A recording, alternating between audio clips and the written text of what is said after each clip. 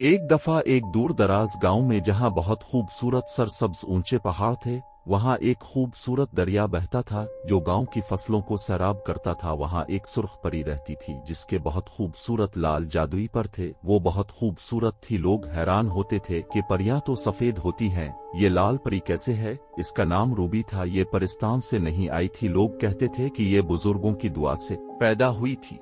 एक अनोखी दलेर और खूबसूरत सुर्खपरी रूबी की मौजूदगी से गांव में बहार छा जाती। जहां वो चलती वहां रंग बरंगे फूल खुलते, हर तरफ बहार फैल जाती। इसे देखकर बीमार बच्चे तंदुरुस्त होकर चलने लग जाते। कुछ लोग इसे शक की निगाह से भी देखते कि परियां तो सफेद होती हैं और परिस्तान में रहती हैं, ये लाल परी कैसे है और गांव में इंसानों के साथ कैसे रहती है।